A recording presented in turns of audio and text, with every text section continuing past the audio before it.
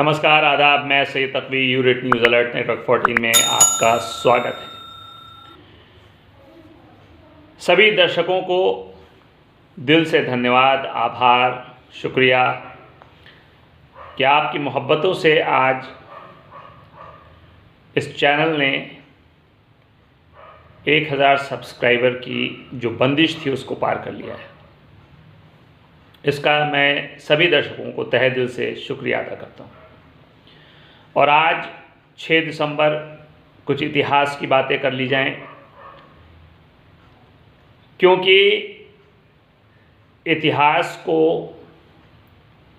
लोगों ने कहीं ना कहीं सियासत से भी जोड़ दिया है। 6 दिसंबर 1992 की जो घटना इतिहास के पन्नों में दर्ज हुई, उसको राजनीतिकरण करते हुए कोई इसको शौर्य दिवस मना रहा है, कोई इसको कुछ और मना रहा है, कोई विरोध स्वरूप काला दिवस मना रहा है। आज के दिन को क्या कहें, काला दिवस या शौर्य दिवस? हम आप तो कुछ नहीं कह सकते। हाँ, आने वाला भविष्य 6 दिसंबर 1992 का इतिहास लिखने वाले जो बुद्धिजीवी और इतिहासकार होंगे वही तय करेंगे कि आखिर आज के दिन को क्या कहा जाए। लेकिन 1992 से लेकर 2022 यानी 30 साल के बीच जो मीडिया रिपोर्ट्स, जांच के लिए गठित कमेटी, उसके हवाले से अगर बात की जाए कि 6 दिसंबर क्या था, तो आज से 30 साल पहले दिसंबर की इसी तारीख को यानी 6 दिसंबर को बाबरी मस्जिद को उन्मादित भीड़ ने ढा दिया था। लिब्राहन आयोग की रिपोर्ट के अनुसार बाबरी मस्जिद को गिराने के लिए एक दिन पहले यानी 5 दिसंबर 1992 की सुबह को इस चीज़ का अभ्यास किया गया था। फिर 6 दिसंबर 1992 को बाबरी मस्जिद को गिरा दिया गया था। इसके बाद 2019 में सुप्रीम कोर्ट ने अपने फैसले से तमाम विवादों को हमेशा के लिए ख़त्म कर दिया।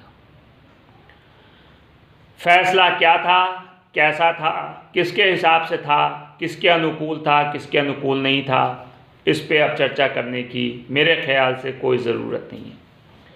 सुप्रीम कोर्ट के फैसले के बाद बाबरी मस्जिद की जगह राम मंदिर निर्माण शुरू भी कर दिया गया और इस समय काफ़ी तेज़ी से चल भी रहा है। हालांकि इसके बाद भी कुछ संगठन और नेता समय समय पर राजनीतिकरण करते हुए इस मुद्दे को उठाते रहते हैं ताकि राजनीति में उन्हें इसका लाभ मिल सके। लेकिन पिछले साल मुस्लिम समुदाय ने यह तय किया कि अयोध्या में काला दिवस 6 दिसंबर को नहीं मनाया जाएगा।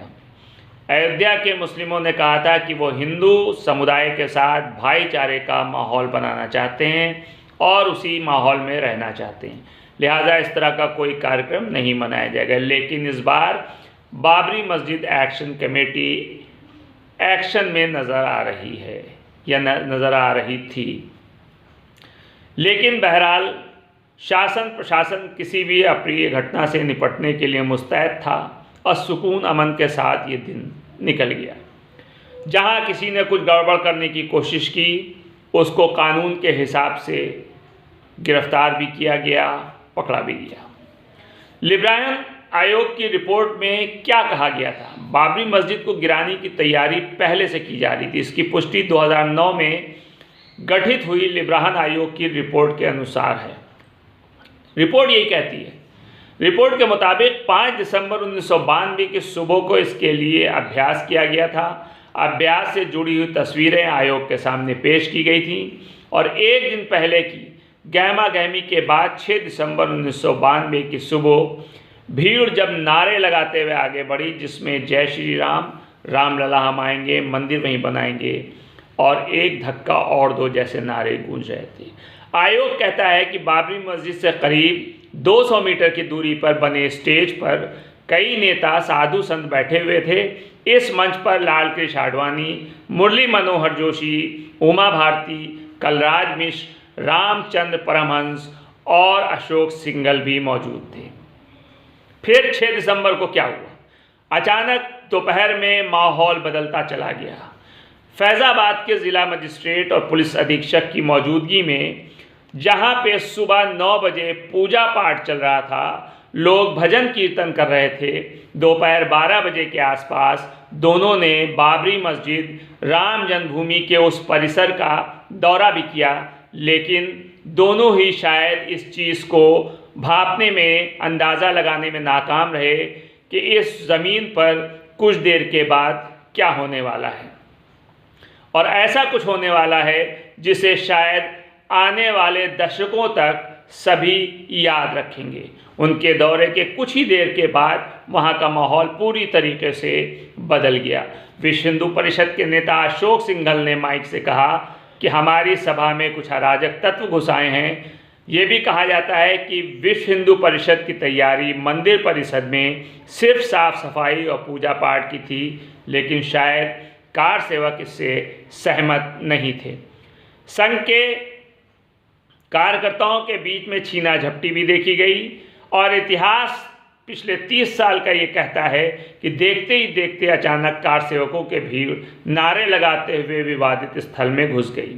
इसके बाद हर तरफ हंगामा शुरू हो गया, बवाल शुरू हो गया, उपद्रव शुरू हो गया और वो उन्मादी भीड़ बाबरी मस्जिद के ऊपर चढ़ गई और थोड़ी ही देर में गुंबद के चारों ओर काफ़ी लोग चढ़ गए, जिनके हाथों में कुदाल थी, छैनी, हथौड़ा थी, जिससे उन्होंने उस बाबरी मस्जिद के गुंबद को गिराना शुरू कर दिया।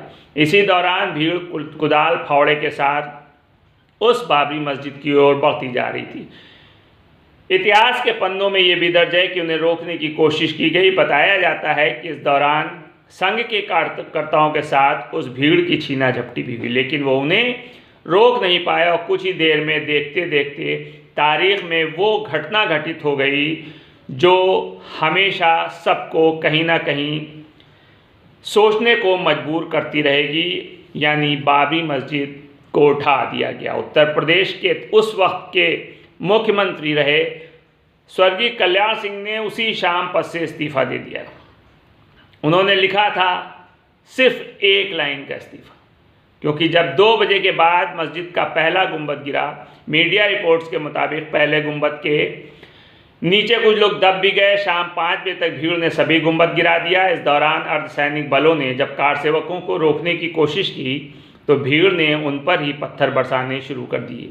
इसके बाद कल्याण सिंह ने बाबरी मस्जिद विध्वंस की नैतिक जिम्मेदारी लेते हुए उत्तर प्रदेश के मुख्यमंत्री पद से इस्तीफा दे दिया और ये इस्तीफा सिर्फ उन्होंने एक लाइन में दिया, जिसमें लिखा था, मैं मुख्यमंत्री पद से इस्तीफा दे रहा हूँ, कृपया स्वीकार करिए।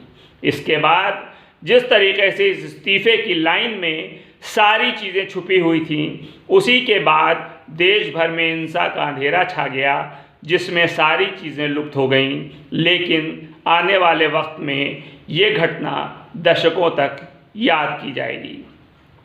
देखते रहिए यूरेट न्यूज़ अलर्ट नेटवर्क 14।